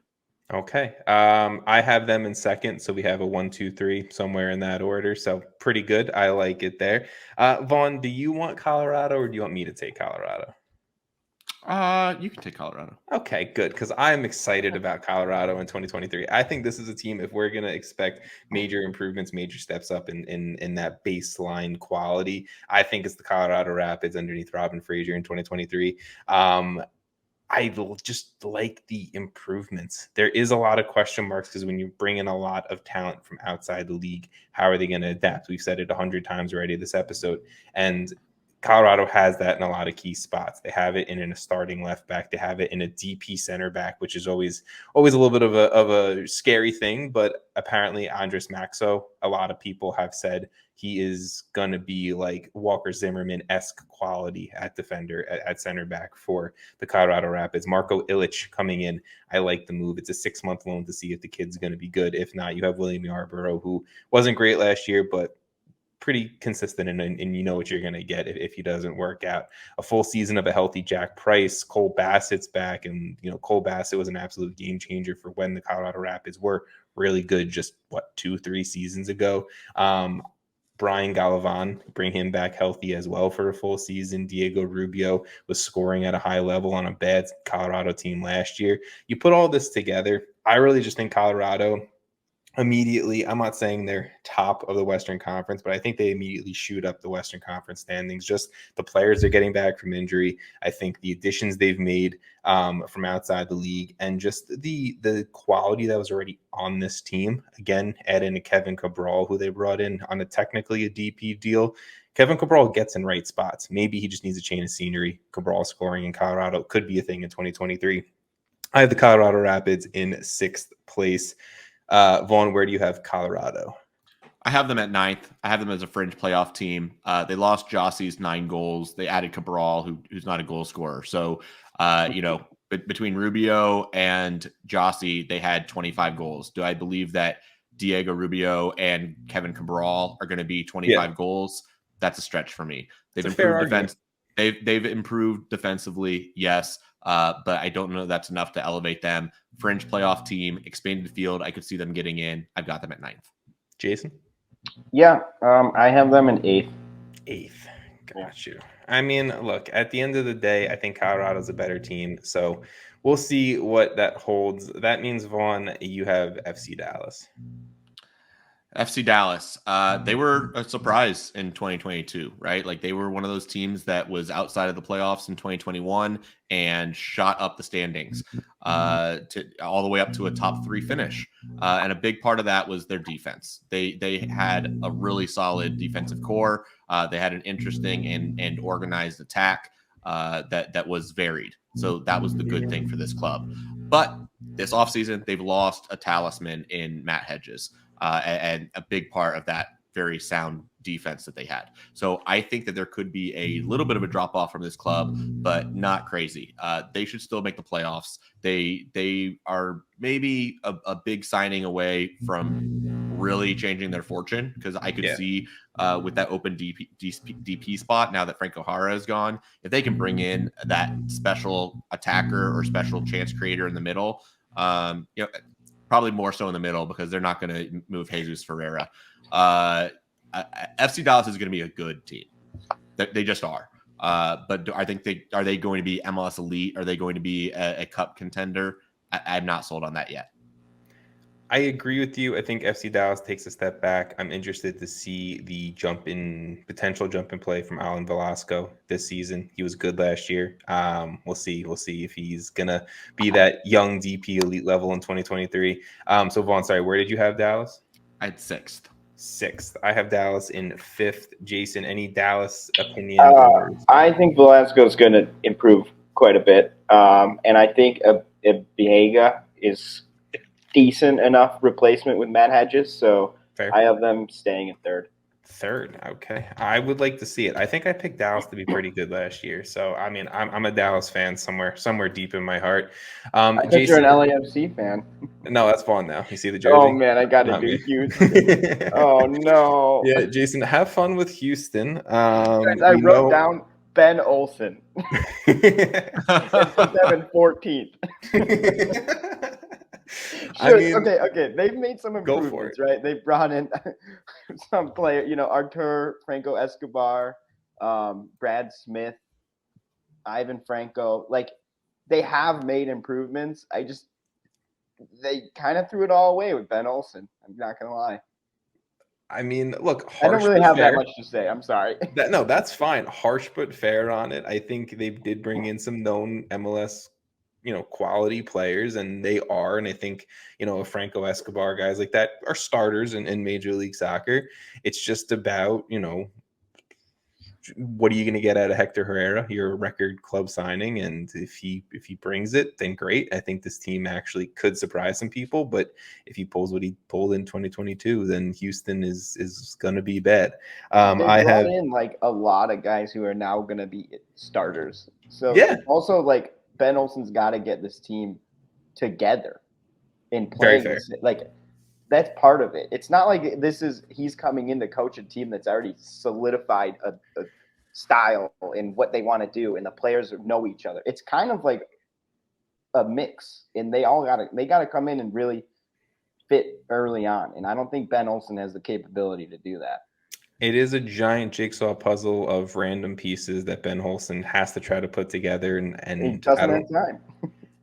Maybe Ben Olsen's second shot at a MLS head coaching job is his, just like Hernan Losada, right? We'll see. I have Houston in 12th. Jason, you have them in 14th. Vaughn, where do you have Houston landing? 13th. They have a low ceiling and an even lower floor. So. I will just say, I'm excited about the Ivan Franco, Sebastian Ferrara pair up. They were apparently really good friends and really good teammates down in Club Libertad in Paraguay. Maybe that translates to MLS. I don't know. We'll see. That means, Vaughn, I'll let you. We're back to back here with SKC and LAFC. I know your two loves right now. Where do you want to take it? I'll go with SKC. Okay, I'll take them. Yeah. Go for it. I mean, down the stretch, they were one of the best teams in the league after adding Willy Agata and Eric Tommy. They had results in 8 of their last 10 games and were basically playing at a supporter shield clip. If they hadn't just sucked defensively and just had the wheels falling off in the first half of the season, we would have been talking in a very different light about this club. Yes. I think they're getting Alan Polito back and Gadi Kinda at some point. I really like Radoja being brought into the midfield. Radoja, whatever it is. I think that this is going to be kind of the last hurrah for Sporting KC with some of their elder statesmen really hitting the end of their line. Espinoza, Zusi, Melia, I don't know how much more they've got left in the tank, but I think this midfield looks solid. The attack looks really solid, and I think that they're going to fall somewhere between where they were in 2021, being third, and I think they are much better than what their 2022 12th place finish was. I have them finishing 5th. 5th. Okay. I will just say at this point, Vaughn, I'm sorry. I'm just tired of hearing it's the last ride for Zusi, Espinoza, Melia, Johnny Russell. Like, I'm tired of hearing Diego Chara, throw him in Johnny there. Russell, best guy to get a beer with. I'm just like, I don't know. SKC, I just don't think they're as good as what we saw at the end of last year, especially now you have the Alan Polito, right? Who's the other striker? Why can't I think of his name? Willie Agata. Thank you. Willie Agata, Alan Polito issue. Who starts, who doesn't? Jalowie, Jesus Christ. This is where we get to an hour and a half of recording and I can't think of anyone's name. Jalowie is just, he's a good player. Do I think he's going to get back to the form he was at 2 years ago? I don't know. I'm not high in SKC. I realized I wasn't supposed to talk about a team that it's not my turn. I have them in 10th. Jason, where do you have SKC? I have them in 7th. Okay. Well, we have them like very spaced out in between like 5 spots. SKC, I think that they're one that could finish pretty high, but also finish pretty low. I think if things. Oh, the ceiling is the floor. The ceiling and the floor, man. All comes to their defense. Yeah, they're going to score goals. It's just about their defense and how leaky it is. I'll take an easy one here, guys. LAFC, reigning MLS Cup champions under Steve Cherundolo. You lose Christian Arango, who's your striker, was your dude, scored a ton of goals last year. Big loss. Gareth Bale retired. Eddie Segura, ?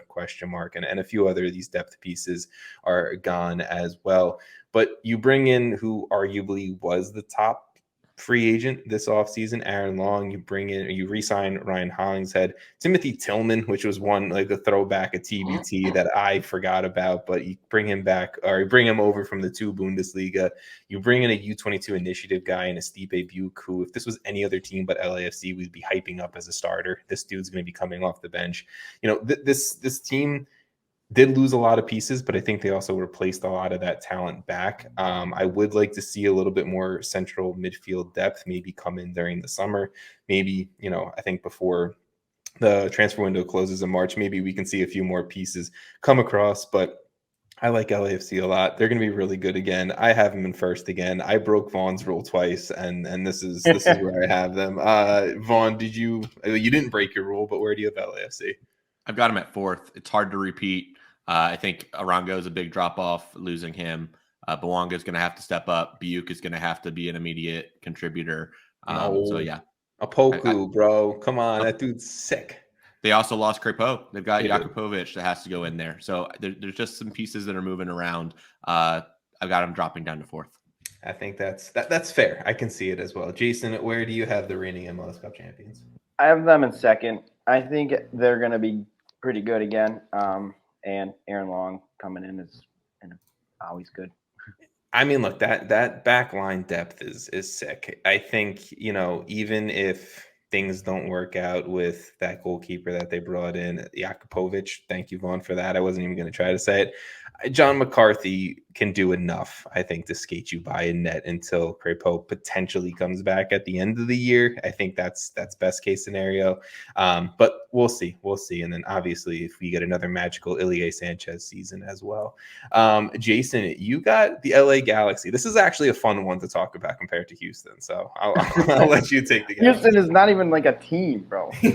Anyway, I like the Galaxy going into the season. I think there's some minor holes, but some of the pieces they've brought in in addition to what they're getting, especially with Puig and Brugman in their 2nd year now, that's some consistency there. Chicharito's Chicharito, right? He's going to do Chicharito things. He's great.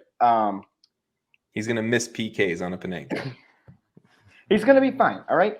Don't do that. They brought in some attacking talent around him with Tyler Boyd and Memo Rodriguez. I think those pieces, plus Jonathan Perez is still there. Douglas Costa is still there.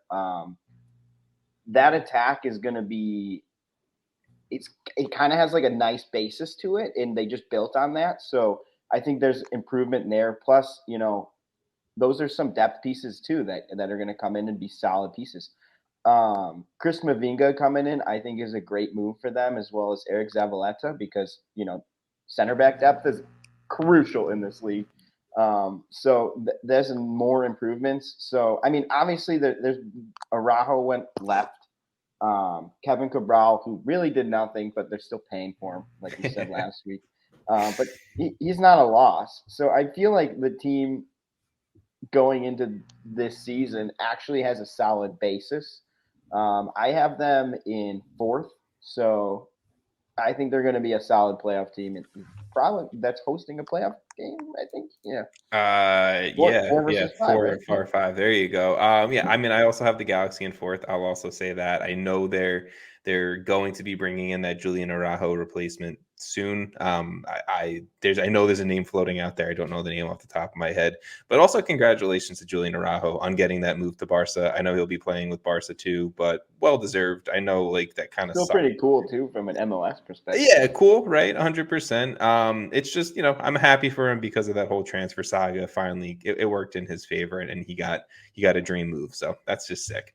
But I also have the Galaxy in fourth. Vaughn, where do you have the Galaxy?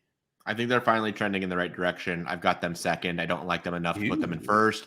But MVP, the P stands for Poosh. So I mean, look, very, very fair. I think he is the thing that makes or breaks the Galaxy season. I means I have Minnesota, which not great because I am not high on this team, especially with Bebelo Reynoso suspended and most likely not going to be with the team. Vaughn, I think you said it last week. You think we've seen Reynoso's final game in a Minnesota United jersey. If you want more Minnesota talk, pretty much it centers around Reynoso. We talked a lot of Minnesota last week. I'm going to leave it short and simple. Without him, this is just a team that has a really stacked goalkeeper, and he's going to have to play heroics. I don't know if Dane St. Clair is going to be doing that in 2023. In my eyes, I have Minnesota in 13th place. Massive drop off for me in 2023. Vaughn, where do you have Minnesota? 12th. Jason? 11. Okay, so we all hate Minnesota. Got it. We don't like loons. That's what it comes down to. Vaughn, that means you have Jesus. There's a lot of Eastern Conference teams in alphabetical order. Portland. Portland. I mean, they went out and they spent the club record signing in Evander. That's a really big move. They were just outside of the playoffs last year, 1 point short. So you take it from there and you add Evander, you should be getting better. Center back depth, of course, they just traded away to Aloma, so that's probably their point of weakness. Yeah. But they should be back in the playoffs. I think this is still a team that is maybe an attacking piece and a defensive piece away from being like MLS elite. So they're going to be one of those teams that's like, they're good. They're not great. They're going to be competitive week in, week out. I have them just behind Dallas. I have them in 7th. I agree with you mainly because I think on the last extra time, Tom Bogert teased that there is a center back and there is a striker, a DP level striker coming to this team. We'll see how it all fits together. I get worried about the age of some of these guys, Yimi Chara, Sebastian Blanco, Diego Chara. I get worried about that, especially Zuparic, Mabiala on the back line. Diego Chara is going to be playing until you're 30. And is everything okay with Eric Williamson? It's not that long from now. True. Right. Exactly, right? Eric Williamson, why didn't he play in the most important game last year? Is he going to be a starter? We don't know. We'll see. We'll see how all the pieces fit together. But I have Portland with all of these question marks, and that's if things get over the line with these signings. I have Portland in 11th. I think they got worse, to be very honest. Evander, could it work? Great. Like, I think it could. I think he could struggle to adjust to the league. And if he does, then you're left with a team that lost Bill Tuiloma. Like that's what you're left with, I think, in Portland. So I think Portland got worse. I'm on the opposite side of them. But Timber Jason, where do you have them? I have them in 6. Okay. Off the back of the $10 million man. Hey, it's a very fair point. Vaughn said it too. He could be really good. I just don't know if I'm sold on Evander. Is that a bad thing? Vaughn, where did you have them? I had them 7th. 7, gotcha. Okay. Good choice. Jason, are you ready to talk about St. Louis City? No, I mean, literally everyone is new. I can talk about St. Louis City. I've done actually a lot of research on them, so then you do it. It doesn't mean I'm high on them, but I can talk about them. This team is just such a unique, I think, addition to Major League Soccer in the sense of how they built their roster.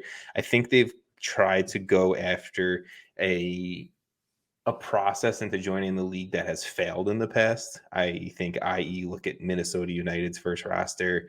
Also look at the combination of Cincinnati and Minnesota's first rosters. I think it's a combination of foreign talent mixed with USL guys that they're going to bring in to the league, and that just doesn't work. For whatever GMs, they try to force it. They're their guys, especially because they had a St. Louis City 2 team.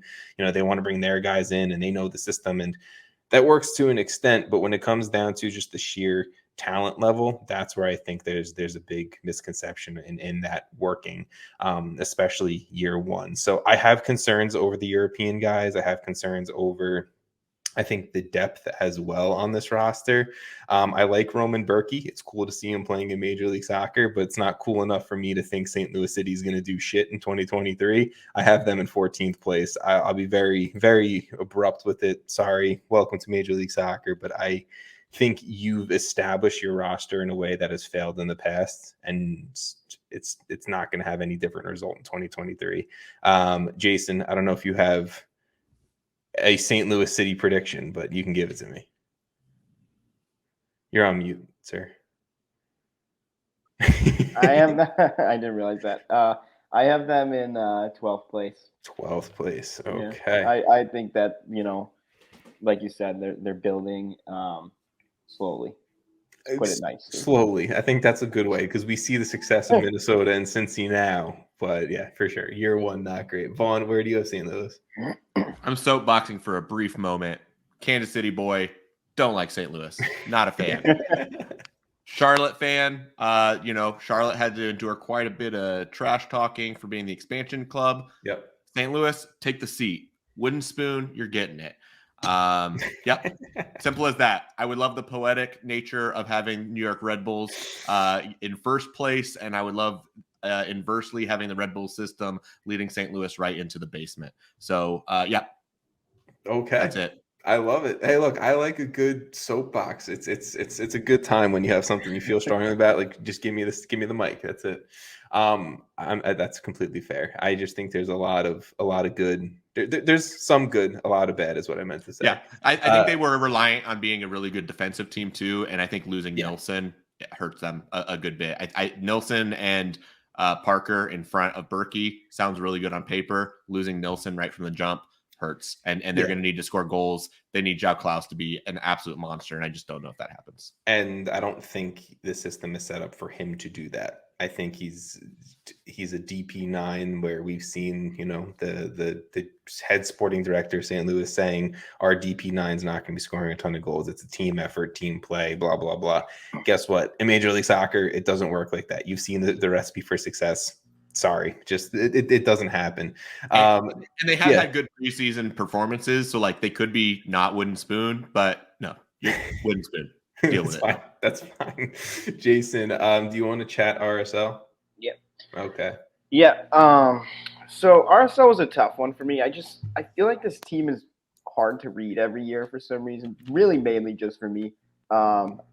It's for everyone. I don't count yourself short there. They're hard to read for everyone. I think just a confusing team. Anyway, I think it's Carlos Andres Gomez. Now, yes. Okay, you put Lopez. Sorry, Lopez. Oh shit, I fucked it up. Never mind. Sorry, keep going. Sure it's Gomez. Anyway, keep going. I think the addition of he's what? I think he's a club record signing as well, which is a big move. So he can perform. I don't know why I'm laughing at your spelling. I can't type. Okay. Him alongside Rubio Rubin and Jefferson Savarino is a solid enough attack. I think the obviously Krylik has been there. But him coming back from injury is a big deal for the output of this team, I guess, the amount of goals that they have a chance of scoring. He raises the ceiling. So I think the biggest kind of in is him coming back from injury. And then they added a couple pieces in defense, Marcelo Silva to pair with Justin Glad at center back, and then Brian Vera as their left back. So I think the team has improved, but I also have them lower in the standings. Where do you have them? I have them at 9th, so I think they're going to be in the playing game. But I just think that a lot, like this is a tough league. So I think it's going to be tough for them to, I don't know, they're somewhere in limbo. they're in limbo. It's a tough. It's a tough time sometimes, but Pablo Mastroni has these guys playing whenever they get on a field. RSL's always, I don't know. There's always just a chance for them to win, whether it's through kick your ass. a Jefferson Severino magical moment or whether it's through a defensive kind of lockdown from a McMath, Justin Glad top tier game. I like them. I have them in 7th. I think they got better. I just think it's going to be a reliant upon a lot of homegrowns, reliant upon, maybe some generation Adidas super draft picks this year as well with Elijah Paul and Burton Yaquison. Don't know if I said that right, but there's a lot of reliance upon a lot of youth to kind of step forward. I have question marks around the 9. So I have them in 7th, and I forgot again. I wasn't supposed to talk about the team. Sorry, everyone. Vaughn, where do you have RSL? I have them in 11th. They had 4 wins in their last 18. This team was not playing well the entire second half of the season. They lost their top goal scorer in Cordova. Their biggest returning goal scorer was Savarino with 7. So the rest of their squad was like 3 goals or less. They don't have playmakers. They don't have goal scorers. They were not playing well the second half of the season. Outside of the playoffs, 11th. Fair. Okay, Vaughn, you can dive straight into San Jose. San Jose, really struggling with them because I want to like them. I want to move them higher. I want to make them a playoff team, and I just can't do it. Luchi Gonzalez, I think, will get the most out of these players. I think the Mensa move was huge before the season. I love Carlos Gruezo coming back to the league and shoring up their CDM spot. I think they will be able to score goals. Abobasi, fantastic. I really like Espinoza. I like Montero. I like Cowell. They are going to be able to score, but they need to do way, way, way, way, way better than giving up 69 goals. And they need to do way, way, way better on the road where they only had 1 win last year. Yeah. So until they show that they can do that, I just can't move them higher than 10th. I have them at 10th simply because it's unfair for me to elevate them beyond that until they prove it. Their ceiling could be much higher. They could be a 5 or 6 seed in the conference. But we've got to see it all come together, and it hasn't for them yet. So 10th for me, unfortunately, for San Jose. I will just say I was on the border with them as well. I really want to like this team, and I do like this team. And I think with Luchi Gonzalez, I have them in 9th. I have them just in that playoff game, that play-in game. So I'm with you, Vaughn. I'm giving that little bit of Lucci faith to bump that up into 9th. Jason, where do you have the Quakes? I don't really like this team, nor do I want to like this team. Okay. I have them in 13. You've always had a thing with San Jose. I don't know why. You've always had a San Jose hatred in your heart. I do like Cade Cowell. Okay. I mean, look, he may not be there full season. That's the boom. Exactly. Should I put him in 14? Yeah, exactly. Keep pushing them down. All right, Jason, you are up with Seattle then. Oh, it's me? We jumped around a little bit. Do you want to talk Seattle? I had Vancouver. I can talk Seattle if you want. You do Seattle, I'll do Vancouver. Gotcha. Sounds good. Seattle Sounders, your reigning CONCACAF Champions League winners, and a team that I think is primed for a major bounce back in Major League Soccer. Obviously, they missed the playoffs last year.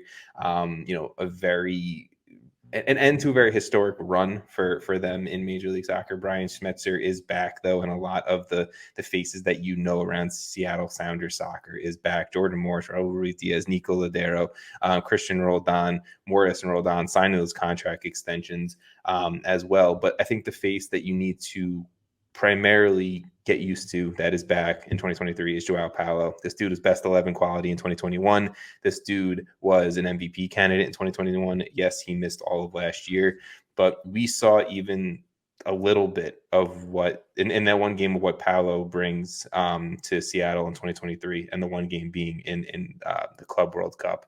I think he will kind of change how Seattle plays everything, pairing him next to Rusnak or Roldan. I think it just elevates the floor of this team that was already very high to be even higher. I like Yaimar a lot. I like Alex Roldan and Nuhu a lot. Jackson Reagan, I still have question marks about, but if he shows what he did last year, I think he could take steps forward. The Seattle Sounders team is really good. the Seattle Sounders team has really good depth, and a Josh Atencio and a Danny Leyva and an Obed Vargas once he comes back. Those youngsters are some of the best in CONCACAF. I like what they did bringing in Bear. This team's good. This team's ready to make a bounce back. This team, I think Brian Schmetzer said on an Extra Time interview that last year they were a little overconfident. I think he's going to knock them back down to size and say, you haven't done shit. You have to go back out there and do it again. Let's make the playoffs. I have Seattle in third. I think they're going to bounce back and be very strong in 2023. Vaughn, where do you have Seattle in 2023? All the way up to first. Very fair. I can 1,000% see it. I think this team is that good. Jason, where do you have Seattle? I have them in fifth. I mean, they're such an interesting team, but I think they are in that, very high ceiling. Well, obviously. Yeah, I mean, to me, I think they're like a fourth and up team, fifth right there, right? But I mean, I really do like this team a lot. But let's look at their Cascadia rivalry counterparts, Vancouver Whitecaps, Jason, and then we'll quickly run through all of our other predictions. Yeah, so this is a team that I want to like. I look at them, I'm like, wow, I like this team. I think Sergio Cordova coming in, while it was a loss for RSL, it's a plus for Vancouver. Yeah. I like what they did at the back line. I think Matias Laborda is going to be a solid addition, as well as Yohei Takaoka. I think he's going to have to play at like a goalkeeper of the year level for this team to make the playoffs. But I think it's possible. I think this team is right. I mean, I have them a little bit lower. I have them missing out on the playoffs in 10th. But it wouldn't surprise me at all if they make it into the playoffs, because I think they're a talented team. I think they have solid pieces. Julian Gressel is a solid player. Pedro Vite. They've got these guys that they're ready to sort of make that jump. I just don't know if it's this year. I think they're building. We've seen them building for a while. And I hope that, they continue to be making improvements. But yeah, I mean, I guess I have them not improving. But no. Yeah. I mean, look, Vancouver is your San Jose for us, right? Like at the end of the day, I think Vancouver is a good team. They are on that borderline where I can see things going well, going poorly. I just want to toss out Andres Kubas as a dude who has the potential to be one of the best sixes in Major League Soccer if he can take those steps up. In 2023, I have Vancouver in 8th place. I have them in that initial play-in game. Vaughn, where do you have Vancouver? I have them in 8th as well. They finished in 9th last year. I think they've gotten marginally better. They're better defensively. I think they'll score more goals, but there's not a lot of room for them to move up compared to the other teams in the conference. I got them in 8th. Fair. We all have them around the same spot. Guys, let's quickly go through our competition picks. No explanations because we're on an hour 50. So we're just going straight picks at this point. Let them have it. Canadian Championship. I have TFC. Vaughn SC. Who? Yeah, there's a team called Vaughn SC. Yeah. Is there?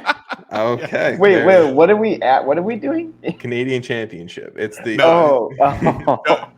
Jokes aside, TFC. Oh, okay. I really wrote down Vaughn SC for you. Okay. Yeah, TFC. Jason, TFC. Got it. Okay. You know what? Put me down for Vancouver. Fuck it. Okay. You like them. You get the Canadian Championship. U.S. Open Cup. Jason, we'll start with you. FC Dallas. Ooh, okay. Vaughn. Nashville. I had Nashville in my top 2, but I eventually went with Columbus. I wonder if any of these are going to be the same. Hey, I bet some of them will. We will see. We'll see. Leagues Cup. I'll start. I'm going to go LA Galaxy. I like that pick a lot. Vaughn, I'm gonna go to you. Club America. Oh, wow. Going anti-MLS. Wow. I did too. I honestly don't know. I don't know, man. I put Monterrey. That's fine. These are the fun picks, guys. These are the ones we laugh about, okay? CONCACAF Champions League. Jason, I'll start with you. LAFC. Vaughn, where are you going? I did the same thing. I think an MLS team can repeat. LAFC. I'm going Philadelphia Union. I do think an MLS team wins, but it's the Union. Well, look at us, guys. The opposite of anti-MLS. Pro-MLS. We're pro-MLS there. Our blind optimism is that The MLSAces podcast, 2 pro MLS. Supporter Shield. It's going to come down to our 1 seeds. So I was between Philly and LAFC. I picked Philly for CCL, so I went LAFC for Supporter Shield. Philly is going to get hurt by CCL, and LAFC takes it. That's my BS excuse behind it. Vaughn, what's yours? Seattle. They fooled me too many times. They're back. No. Yeah, you were Red Bulls or Seattle. I would pick Seattle in that case over Red Bulls too. Jason? Pick Philly. Philly. Okay. We are down to the big one, the final one, MLS Cup. Jason, start things off with your 2023 champions. Austin FC. Okay, I like it. Give me some variety here, Jason. Vaughn. Vaughn didn't like my pick. Philly. You guys might not like my pick either. Toronto FC. Yeah, no, it's fine. It's fine. Good luck. It's fine. Thanks, guys. All right, let's quickly run through I didn't even think I have Toronto making the playoffs. I didn't. Yeah, you didn't. That's fine. Okay, the Italians are winning it. That's it. That's all. That's are my. You Italian? I'm not. No, but I'm marrying one. All right, let's talk awards, guys. We'll quickly run through these as well. Coach of the Year. I'll start things off with Pat Noonan. Vaughn, you can go. If I end up being right about Red Bulls, it's Gerhard Struber. Okay, Jason. I went with Josh Wolf. Hey, you going full Austin? I like it. Comeback. It's gonna get worse. Comeback player of the year, Jason. Miles Robinson.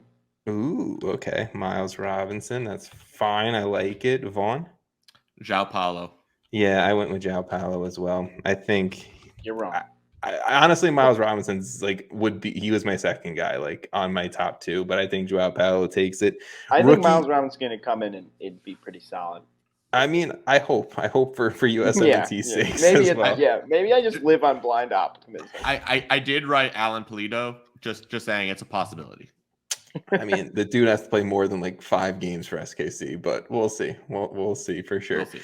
Rookie of the year, and for clarification's sakes, we're bringing this one back. Rookie of the year is for super draft picks only. I'm going with Josh Bolma, the New England Revolution's first round draft pick. I think he gets a lot of minutes played. Vaughn? I'm going with the Mac Herman Trophy winner, Duncan McGuire. Dude was a goal-scoring machine. Oh, I was so close to picking him. I picked the other Orlando bro, Shaq Muhammad. Yup, Shaq. Okay. I like both of the Rookie of the Year ones. The Orlando picks were there for me. I was between the 2 of them. I didn't know who to pick. Got it. I mean, look, I like both. McGuire was one that got announced today as of recording, and I'm excited to see him on the roster officially. Let's go to newcomer of the year. I'm going with an Orlando pick, Martin Ojeda, a dude who I've talked up a ton. Vaughn, who do you have? Enzo Capetti. Ooh, there you go. There is the Charlotte pick. Jason. Dante Vanzier. Okay. I think all fair, good picks. Let's wrap things up. I think he's going to be awesome. We have our final 4 picks, if I'm not mistaken. Let's go with Golden Boot first. And Jason, I'll start off with you. Driussi. Okay. Vaughn? Driussi. Ooh, I had him written down, but I'm not going to pick him because I don't want to be the same. Off the top of the dome, I'm going to go. Shit. Mikel Ure. That's a bad pick. That's a really bad pick. It's fine. Defensive player of the year. I'll start things off. You could have just gone with him again. No, I can't. I can't be the same. Matt Miazga. Vaughn, I'll let you go. Mine's wrong, but I'm going with Jack Elliott. Okay. I'm going with Kai Wagner. I think he's going to stay. I mean, obviously, he has to stay, but Wagner should have won it last year. Still, in my opinion, I'll still hold that true, but it's fine. Jason, goalkeeper of the year. Pedro Galice. Ooh, I'm surprised it wasn't Brad Stuver. Vaughn. Andre Blake. And I am going to go Georgi Petrovic. I'll go with the easy pick there from New England. Blake got it last year, right? Yeah, hey, back to back. Hey, Vaughn, you can't go back to back. It's your own rule. That's true. That is true. That is very true. Andre Blake's the exception to the rule. He's won goalkeeper of the year 3 times, 2 of the last 3. He's so good. He's so good he breaks the rule. Okay, guys, MVP, the final award, if I'm not mistaken. Anyone have any other awards that I haven't said? No. I think that's it. Cool. MVP. I am going with Daniel Gazdag, a dude who should have been on the finalist list last year, a dude who could have arguably won it last year. I think he continues just amazing play. Daniel Gazdag, MVP. Vaughn? I said it earlier. MVP, Ricky Puig. I don't hate it. Jason, finish this episode out. I've been going Austin the whole time. It's going to be Sebastian Driussi. I don't hate it. Guys, this is your 2023 MLS season preview. This was a long one. This was 2 hours. If you stayed for the full thing, thank you. And you're a big MLS nerd, and I love you. And episodes this year will not be 2 hours long. I can promise that. It's always the preview. It is what it is. I'm going to try to put some timestamps in for people as well. But thank you guys. Enjoy the 2023 season. Kick back, watch some Apple TV, watch some MLS, and follow along with all 3 of us this 2023 season. Thank you guys for watching and listening, and we'll catch up after some actual MLS play next week.